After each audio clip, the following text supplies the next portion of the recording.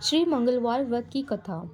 नैमिषारण्य नामक पवित्र तीर्थ क्षेत्र में 88,000 मुनियों ने पुराणों के ज्ञाता श्री सूत जी से पूछा, महाराज, आपने अनेक प्रकार की कथाएं सुनाई हैं। अब आप कृपा कर कोई ऐसा उपाय बताइए जो संतान को देने वाला, रोगों रोगों एवं शोकों का नाश करने वाला हो। श्री सूत जी ने कहा, हे मुनियों, एक बार इसी प्रकार का प्रश्न धर्मराज युधिष्ठिर ने योगीराज श्री कृष्ण से भी पूछा था, और उन्होंने जिस प्रकार से इस प्रश्न को उत्तर दिया था, वही उत्तर मैं आपको भी बता रहा हूँ। पांडवों की सभा में उच्चासन पर श्री कृष्ण जी विराजमान थे। अवसर देखकर सम्राट ने श्री कृष्ण से प्रश्न किया, भगवान, आपने अपने उपदेशों के माध्यम से हमें अनेक प्रकार की मंगलदायिनी कथाएं सुनाई हैं, अनेक प्रकार के व्रत व अनुष्ठान बताए हैं। अब आप कृपा कर कोई ऐसा व्रत बतावे जिसके करने से निश्चय ही संतान की प्राप्ति हो। श्री कृष्ण जी ने कहा, राजन, मैं आपको इस प्रकार में एक कथा सुनाता हूँ, उसे आप ध्यानपूर्वक सुने। कुंदनपुर नाम के एक विशाल नगर में नंदा नाम का एक ब्राह्मण रहता था। भगवान की कृपा से उसके पास किसी भी प्रकार की कोई कमी ना थी। उसके जीवन में सबसे बड़ा दुख था, उसकी कोई संतान नहीं थी। उसकी पत्नी का नाम सुनंदा था। सुनंदा अच्छे आचरण वाली पतिव्रता स्त्री थी। वह भक्ति एवं श्रद्धा भाव से हनुमान जी का पूजन करती थी, मंगलवार का व्रत करती थी और पूजन के बाद प्रसाद बनाकर हनुमान जी को भोग लगाती थी। भक्तों को प्रसाद देने के पश्चात जो कुछ बचता था वह स्वयं प्रसाद प्रेम से ग्रहण करती थी। एक दिन घर गृहस्थी के कामों में अत्यधिक उलझ जाने के कारण वह हनुमान जी का भोग ना लगा सकी। इससे ब्राह्मणी के मन में बड़ा दुख उत्पन्न हुआ। उसने उस दिन खुद भी कुछ नहीं खाया और यह प्रण करके सो गई कि अगले मंगलवार को हनुमान जी को भोग लगाकर ही अन्न जल ग्रहण करूंगी। ब्राह्मणी नित्य प्रसाद बनाती, अपने पति को खिलाती, किंतु स्वयं कुछ भी ना खाती। इस प्रकार 6 दिन व्यतीत हो गए। 7वें दिन अर्थात मंगलवार को ब्राह्मणी मारी भूख प्यास के व्याकुल होकर गिर पड़ी। उसी भक्ति भावना से श्री हनुमान जी बड़े प्रसन्न हुए और उन्होंने ब्राह्मणी को चेतना प्रदान कर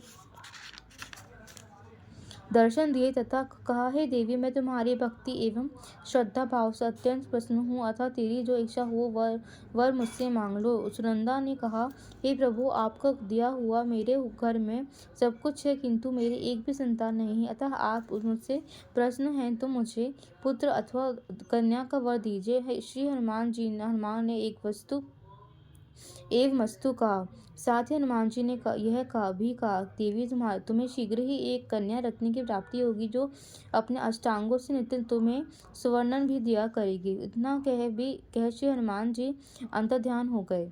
ब्राह्मणी बहुत प्रसन्न हुई। हनुमान जी के दर्शनों एवं वर की प्राप्ति की बात सुनंदा ने अपने पति को भी बताई। ब्राह्मण देव कन्या की उत्पत्ति की बात सुनकर अत्यधिक प्रसन्न तो नहीं हुए, किंतु नित्य सुवर्णन की प्राप्ति की बात सुनकर अधिक प्रसन्न हुए।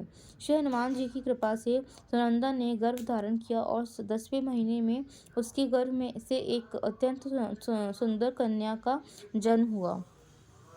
ब्राह्मण ने उस कन्या का नाम रत्नबाला रखा। रत्नबाला अपने 8 अंगों से सुवर्ण प्रदान करती थी। इस कन्या ने पूर्व जन्म में मंगलवार का विधि पूर्वक व्रत किया था।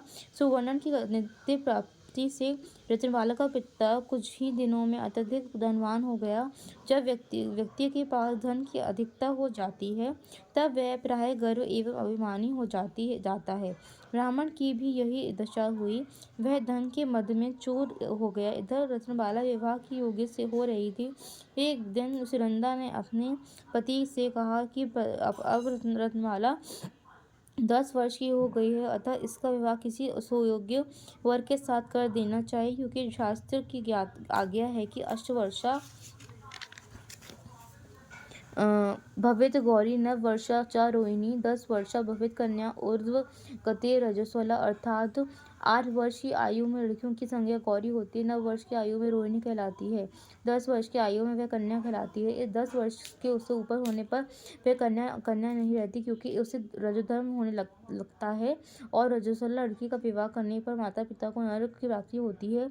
ब्राह्मण ने कहा, सुनंदे, तुम शास्त्र की बात ठीक कहती हो और शास्त्र की आज्ञा के अनुसार रत्नबाला 10 वर्ष की भी हो गई है, किंतु मुझे लड़कियों के विवाह करवाते हुए 2500 वर्ष बीत गए हैं और मैंने अब तक सैकड़ों लड़कियों के 13 वर्ष की आयु में ही विवाह करवाए हैं। बहुत सी लड़कियों की आयु उससे भी अधिक हो गई है, तब भी उनके विवाह हुए हैं। अतः लोक शास्त्र के अनुसार अभी रत्नमाला बहुत ही कम आयु की है, ऐसी भी जल्दी क्या है?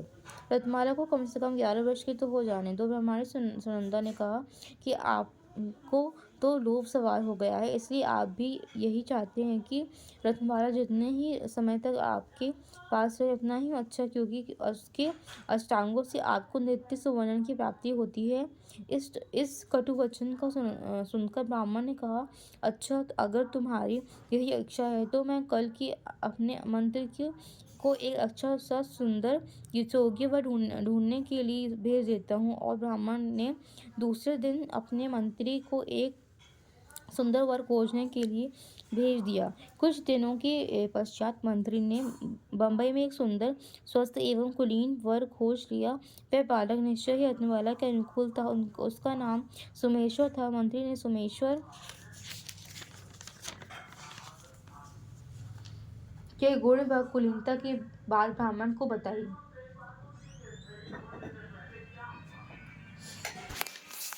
ब्राह्मण व सुनंदा दोनों को ही बालक पसंद आ गया और शुभ मुहूर्त में रत्नबाला का विवाह सोमेश्वर के साथ कर दिया गया। किंतु विवाह करने के पश्चात ब्राह्मण सोचा, अब तो कन्या अपनी ससुराल चली जाएगी।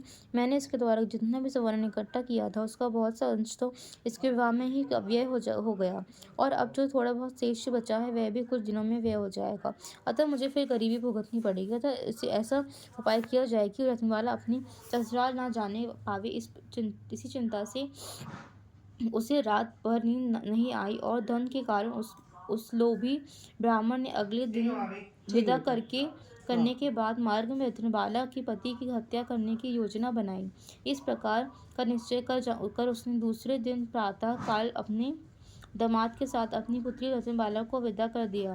विदा करने के उपरांत वह मार्ग में एक स्थान पर छिप गया था। अपने दामाद अर्थात सोमेश्वर को एकांत मार्ग में अकेला पाकर वह मार डाला। मारने की थोड़ी देर पश्चात रत्नबाला के पास जा पहुंचा, कहा, बेटी, तुम्हारी पति की बदमाशों ने हत्या कर दी है, अतः अब तुम मेरे साथ ही घर वापस चलो। अब चिंता करने या रोने से सोमेश्वर तुम्हें नहीं मिल सकता। भाग्य की ये विडंबना तुम्हें भोगनी थी, इसमें किसी का वश भी तो नहीं चलता। इस प्रकार से उसने रत्नबाला को बहुत समझाया पर रत्नबाला नहीं मानी। उसने कहा, पिताजी, बिना पति की स्त्री का जीवन व्यर्थ है, अतः मैं अपने पति के साथ सती हो जाऊंगी। आप चिता तैयार करवाएं। रत्नबाला के ऐसे दृढ़ निश्चय को सुनकर ब्राह्मण बहुत दुखी हुआ। उसने मन में सोचा कि मैंने तो रत्नबाला को अपने घर पर रखने के लिए ही सोमेश्वर की हत्या की है, किंतु अब रत्नबाला तो सती होना चाहती है। अब तो मैं दोनों ओर से ही गया। जब रत्नबाला ही न रहेगी तो धन कहाँ से आवेगा? अंत तोक्ता ब्राह्मण सोमेश्वर की चिता बनवाई और बीच बीच में रत्नबाला को बराबर यह समझाता रहा कि बेटी, सती होना अच्छी बात नहीं है। परंतु रत्नबाला अपने निश्चय में दृढ़ थी। चिता तैयार होने पर रत्नबाला ने अपने पति का सिर अपनी गोदी में रख लिया और जैसे ही चिता में आग लग गई तो ही मंगलदेव प्रसन्न हो गए और प्रकट होकर बोली, रत्नबाला, मैं तुम्हारी पतिव्रता भक्ति से बहुत ही प्रसन्न हूँ। अभिष्ट वर मांग लो।